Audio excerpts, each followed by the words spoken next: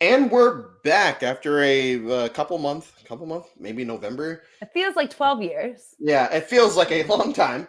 Uh, but we're back for a one-off episode a couple of weeks before the premiere of Survivor 44.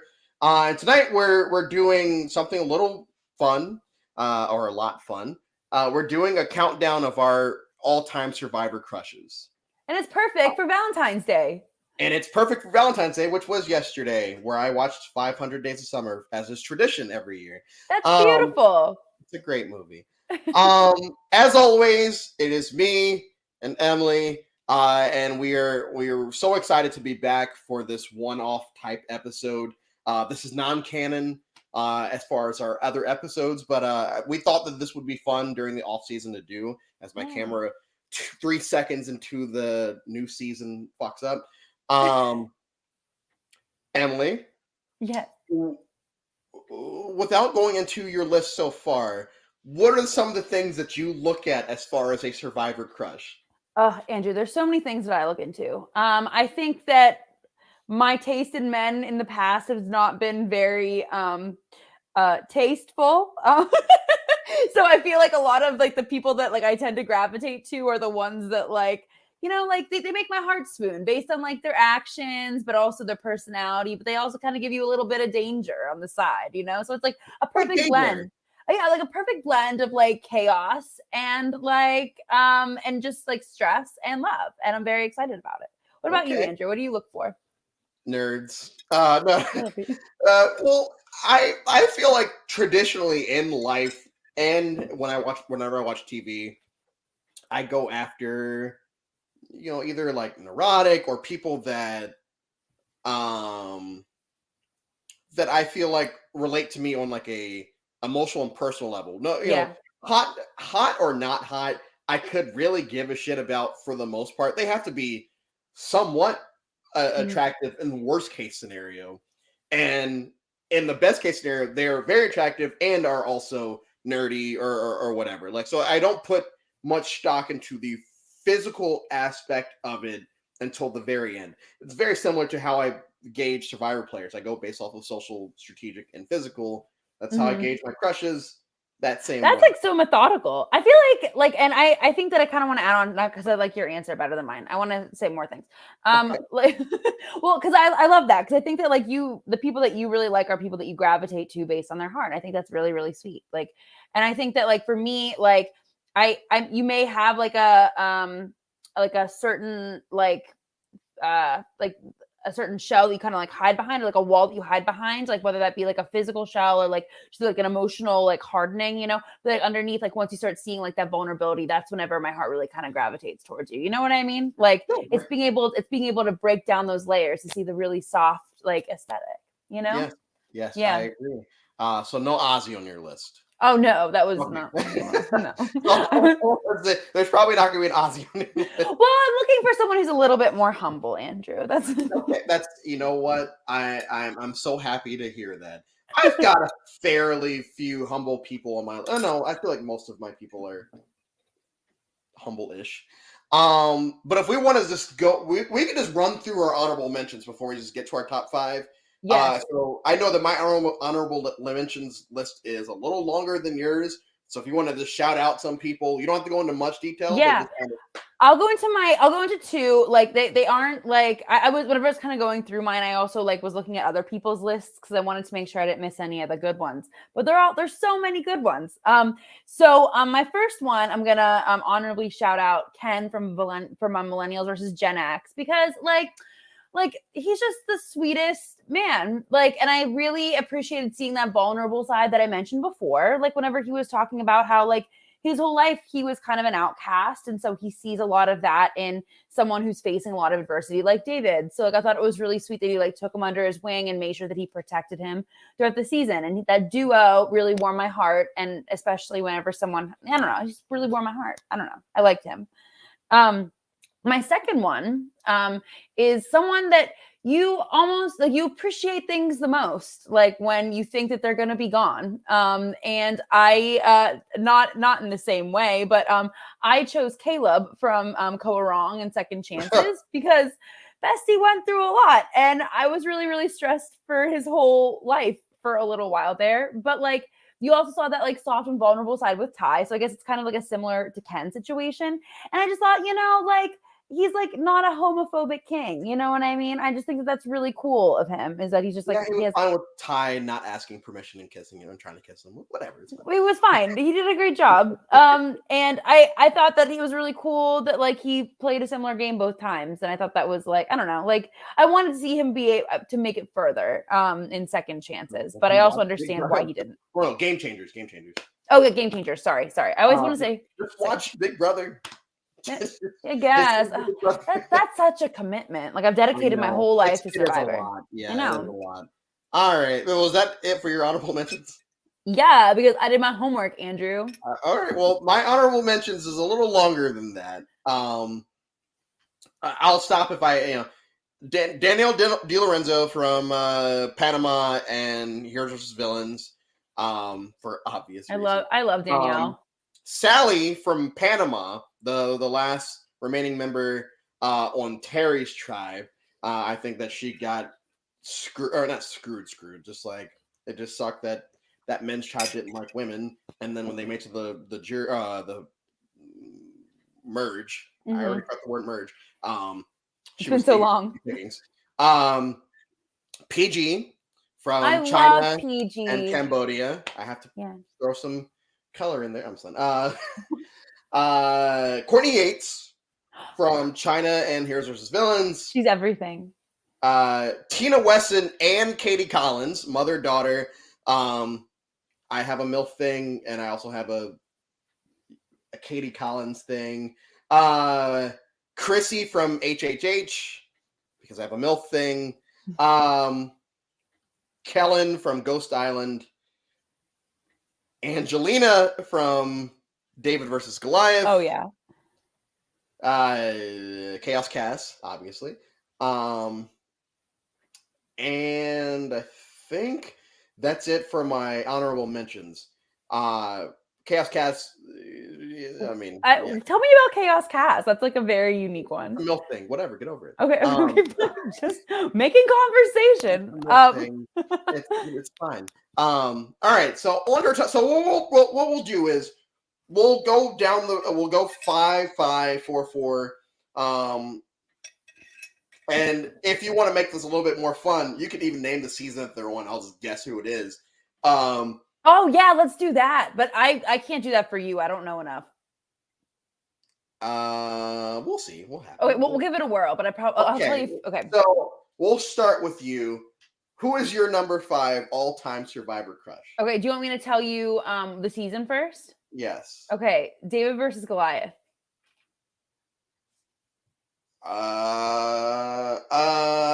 Christian.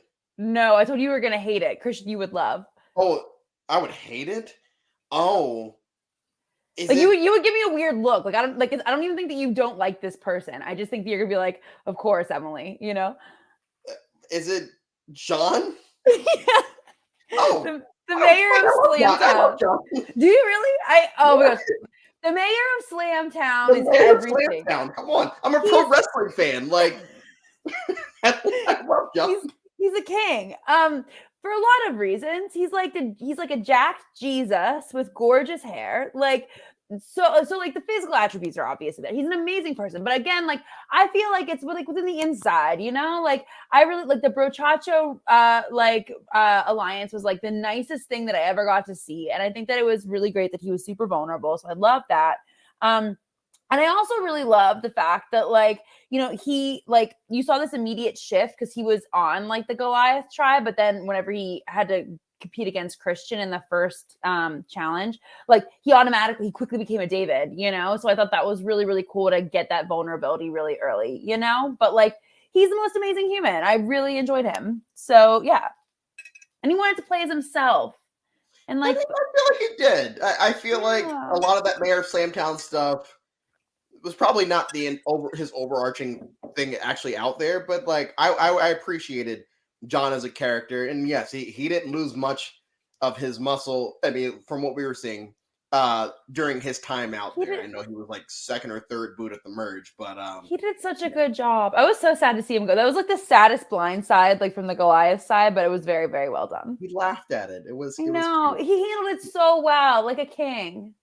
So technically I have a top 6 because I could I not knew it. for the life of me figure out who to cut out in this situation. So at number 5, do you want to do you want to Give me a season and I'll tell you how confident I feel in guessing. Micronesia, fan versus favorites, Oh. which you would probably know this person more from, Right. and 43. And 43? Yes. This is I thought this was like a repeater on the same person. Parvati? No, this person, I'm not going to tell you what their first season was because it'll give it away, but Okay. Parvati. no, God. Amanda? No. Oh, then I don't know. Natalie Bolton? No, not Natalie Bolton. No, it's not Natalie Bolton. Who is it? It's Eliza. I knew. Yeah, you love Eliza. It's Eliza, and I'll get to why. And then who's the person from 43? Oh my gosh. You should know that. We were just talking about the season. We were just talking about the season. Give me a hint. It's a woman from 43. Oh, wow. It was it Cassie Clark? No, this person was pre-merge. I don't know then. Tell me. It's Ellie. Oh, Ellie, Gabler's sworn enemy. Gabler's big move of the season was getting out. I mean, she was technically pre-merge. I don't know what we're calling this at this point, but Ellie, I remember pre-game, I was in love with this person, and we're right around the same age. I thought that she came out very hot. Mm-hmm. But I just think she's gorgeous, and I blushed whatever we do. I'm just fun. I loved Ellie, and when she went home, I'm like, yes, we got to get revenge on Gabler. And then Gabler won, so it was fine. Like, whatever, I got over it. It's fine. And then with Eliza, Eliza was fine in Vanuatu, and I enjoyed her in Vanuatu, but it wasn't until Micronesia that I was like head over heels, and especially during 42 and 42. Eliza was just, I mean, I can visualize her bathing suit, but like even above that, she's very smart and she's very opinionated. And I love people like that. I liked her spicy era. Like I really liked her in Micronesia because I really felt like she like picked up a lot of traction, you know? Yeah. I really like, and I thought that like she wasn't going down without a fight, and I really appreciated that a lot about her. Yeah, a queen. I could not figure out which one I wanted to have in my 5 and which one was going to go. They're both amazing. But I mean, as people will start to realize with this list, I very much have a type. And it's usually just brunette. But Eliza and Ellie from 43 are my number 5. I love that. Moving on. Okay. I'm going to give you one season that they were in. Okay. Blood versus Water 2, like the second one. Jeremy Collins. Yeah, you're right. Okay. I love that man so much. Everything about him is like chic and like really composed and humble, and like he's what every person should try to be. But tell me that you don't sob uncontrollably in Winners at War when the family oh my gosh, like that, I fell in love with him. My first tear came out, I was in love. It was game over.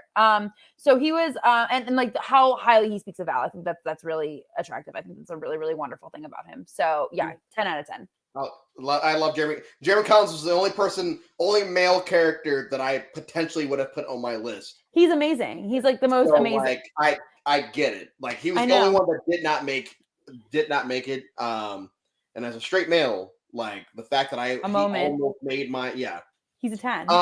Number 4 for me. Millennials versus Gen X. No, Hannah Shapiro is going to be your number 1. Am I right? I Is don't it know. Hannah Shapiro? Who's number 4? I don't know. Tell me. I don't know. Michaela Bradshaw. Oh, Michaela. That's a good one. I mean, I love, especially as a coach. This was going to sound weird with where I'm going with this, but I loved her intensity in both Millennials vs. Gen X and Game Changers. I think that it's bullshit that they deemed her too smart and voted her out right before the merge. We all know what that means. I mean, obviously, for almost every person on my list, especially, just everyone keep in your minds, I think they're extremely attractive. They're all 10 out of 10s, whatever that means. But going beyond all of the physical aspects of them, she's got the accent, which I mean, I love a good accent. She's a Nubian queen. She's smart, and she's not afraid to call people on their bullshit. Mhm. And that's something that I can appreciate with a lot of players, and especially her. And one of my favorite gifs I have, gifs or gifs. I know the internet is very torn on what that means or what that word sounds like. One of my favorite gifs is her sipping the tea the round that JT goes home in Game Changers. I Right. use that one. It's so good. Often. It's so good. uh, I really appreciate her too. I think that especially whenever there's so much to lose, like coming out and like being so outspoken is a lot to say. That says a lot about you as a player, So I appreciate. That's a good one. You guys, are you ready for my number 3? I am. Okay. This one's gonna be obvious. So I think maybe I'll tell you the second season they were in. Okay. All Stars. All Stars. So I am between two people. Colby. No. Okay, fucking Lex. No, neither. Oh, Ethan Zahn. It's Ethan oh Zahn. yes, American Sweetheart. Ethan Zahn. Okay. This is why he's my number 3. He's giving like early 2000s golden boy aesthetic. Like I think that like that's a very, very hard attribute to come by, especially like in the era of Survivor that we were in. And I really loved that about him. But he really like captured my heart the most, like in Winners at War, because you could just see like how excited he was to be back. And like that was probably the heart, like him trying to grab the wood from that crazy big wood challenge, and you could just see his whole body giving out, and the medics were like telling him like, you need to pick yourself, like not telling him not to do it, but he was like you could tell how hard it was, and that like led to like a really emotional speech, and I really like appreciate that about him. I think that he's like, I don't know, super, super cool. And I love that he uses his power for good and continues to do so. I love Ethan. He's one of my favorite players just in general. Oh, is he? On the show. Yeah, just in the history of the show, he's one of my Who favorite doesn't players. love Ethan? Like I can't think of one person who doesn't enjoy him. It'd be crazy if someone were to come on and be like, man, fuck you. Yeah, right. Yeah, well, Boston Rob didn't like him, I think, right? Like in All Stars, but like All Stars, yeah, that's fine. Whatever. They were fine. They were, according to the optics, right. They were cool on Winners at War. Yeah, they were cute. They were so funny together. They were cute. With Ethan with his little hat. Yeah. Oh my goodness. And he was like, "Hey Rob, you sucked at that last challenge." I thought that was really funny. I know you're not going to remember this person, and the reason I know you're not going to remember this person is because we've talked about this person before, and you had to look her up. So I'm probably not going to remember her again. Yeah, I know you're not going to. I won't remember her again. Survivor Philippines. I don't remember. Who was it? It's RC. Let me look her up again. RC was the one that had the little rivalry with Abby Maria. Oh yeah. You told me that. I remember her now. I understand that people are not the biggest fans of RC. And I will say that this is the only one of the 5 where the physical aspect probably overshadows the social, strategic, and everything else aspect of it. So I'll kind of leave that there. I won't go into any more detail from there. But RC's hot. Like I kind of felt for her though, because I do remember like she trusted her. It was like the first day. Like, what else are you gonna do? You feel like you have a connection with a girl, and then it was just like game over. Yeah, kind of felt for her. Yeah, I've had the pleasure of meeting her once. Mm. Actually, when did I meet her? I think it was during the 43 finale. I think it was during the 43 finale. Really? And Where? she In New was York? in New York, yeah. Oh wow. Um, I forgot that she you was went there. Pretty nice. super nice, all of that. But like meeting her in person was like, man, you're on my top whatever list I had at that point. Survivor crushes. I didn't say that to her because that's Yeah, right. fucking weird, but Yeah, that's so RC cool. is number 3.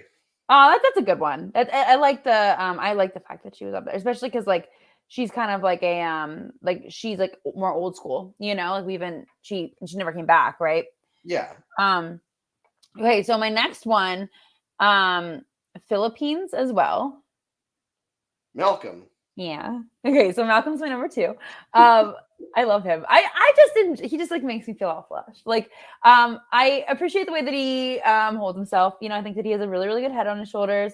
He's super super cute. And I love the fact that like he's just super humble. Like I love his relationship with Denise warmed my heart more than anything in the world. I thought it was just like the cutest thing. And I really liked. I love the fact that he was on a soap opera show. I thought that was pretty like. Yeah, I've seen clips. It wasn't good, but it was. But he did his best. He tried Some his others best. are not meant to be good. That's true. That's true. He tried his They're meant best. they can't be. And like I mean, I've watched episodes of Days of Our Lives and Passions, which is no longer on the air. And then one of my favorite TV theme songs of all time is Young and the Restless. So like I get it. Right. Um Is it really? yeah, one of my favorite TV theme songs of all time. I probably if I were to rank them, it's probably higher than the Survivor theme song. Really? As far as TV themes. No It's way. not That's a TV funny. theme podcast, but like The Young and the Restless is an amazing theme song.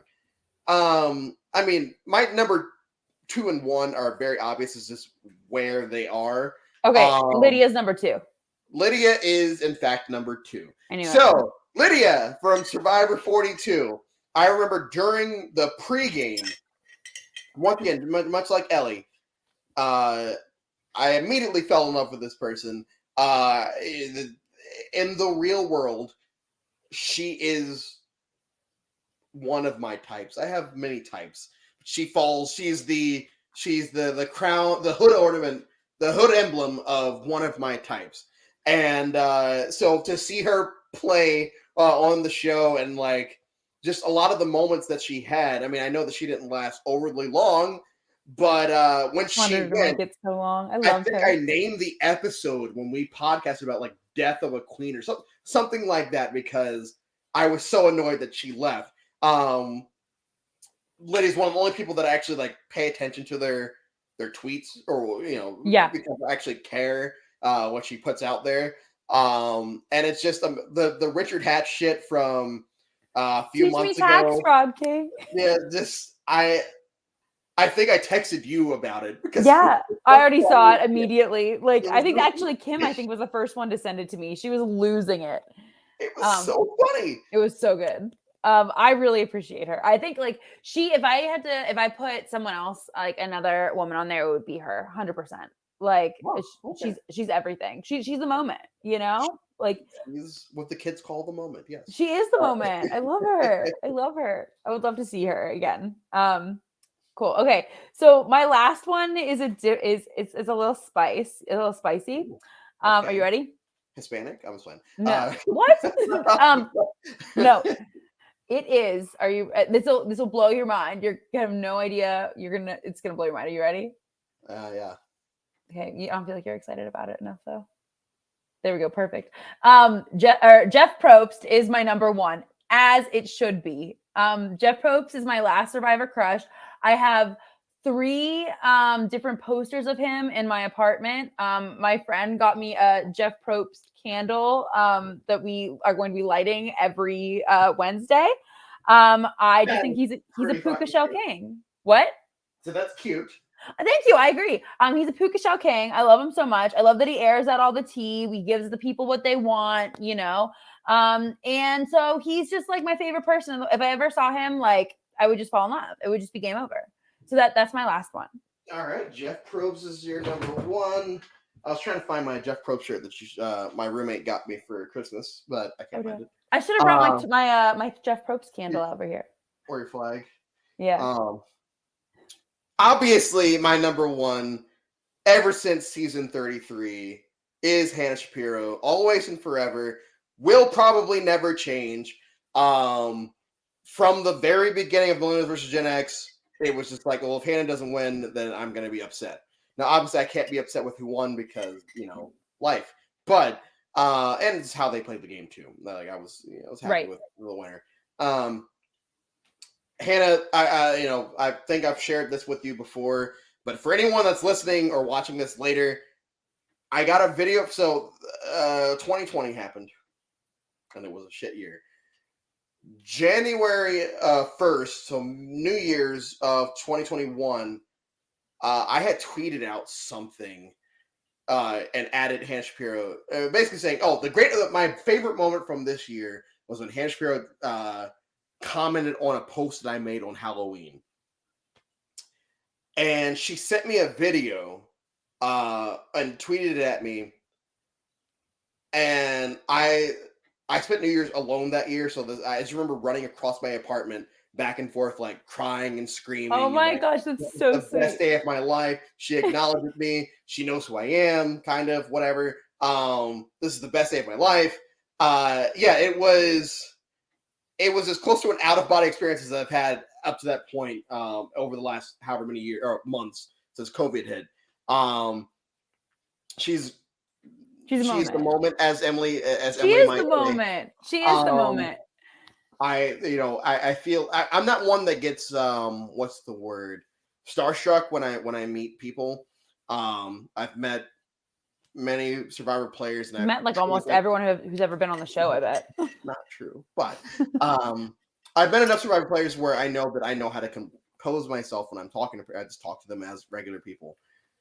If I were to ever meet her, I would be one of those. I would cry and like, I would just be one of those neurotic people that it's like, oh man, this fucking creepy kid cried in front of me today when he met me. So like that's how I feel. If I were to ever interact with this person in real life, that's how it would be, because that's how like she celebrity crushes she's towards the top, like just all-time life crushes, and I've had a lot of crushes in my life because I'm almost 32. She's near the top of that. She's the constant. She's the constant. Is my from all my Lost fans out there, Hannah Shapiro is my constant. As that's how and thankfully it doesn't go into a creepy way. Like it's not like I'm going out to wherever she lives now. I hope not. Yeah. It's not like that. It's just more. Everyone has the. It's like someone that you really admire, Yes, and I'm just hoping. Like, I would say that if I were to ever write out an actual bucket list, meeting her would probably be. If I got married tomorrow, meeting her would still be in my top 10. It's more than that. You've never met her, right? Am I right or no? Okay. No, I've never met her. And I know that I'm like overstanding right now, but like this is my number one, so fuck you. But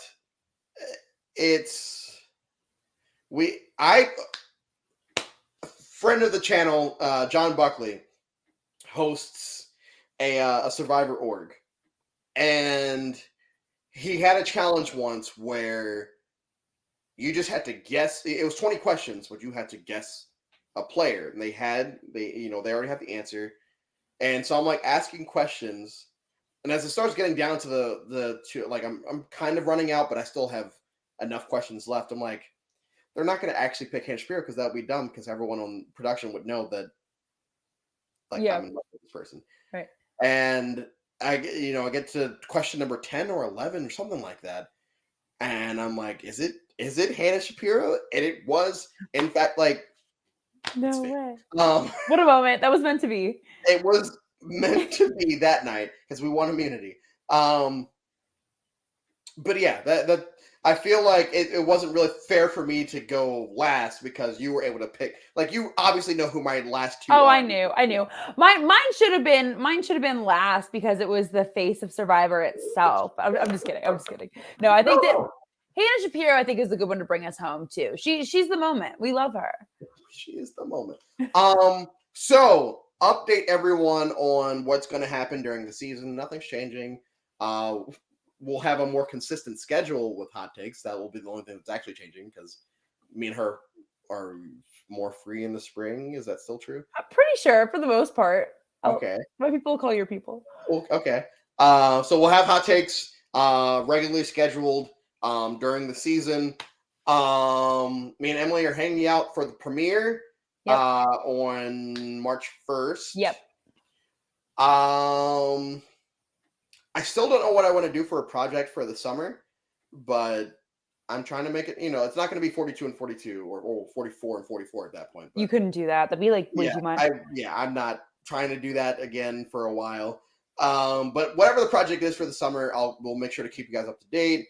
And yeah, thank you guys for coming out to this non-canon episode of Survivor Hot Takes. I'm so excited to be back chatting with y'all in a couple of weeks. Emily, do you have any last things to say? Nothing really. I'm just really excited to get back and get everything started. I think that the one other thing is that like we talked about doing this earlier. We're gonna be putting together our Survivor Fantasy League. So it's gonna be a different spin to like what we're doing this year. So you get to kind of follow along with like who's winning and like our thought process behind how we're putting our points and stuff like that, which we'll explain before the season starts. Yes. So yeah, I'm excited about that. That'll be really fun because I'm gonna win. I need to pick my I need to pick my people soon. Good luck with that. All right. Thank you all for tuning in. And we'll see you on the other side.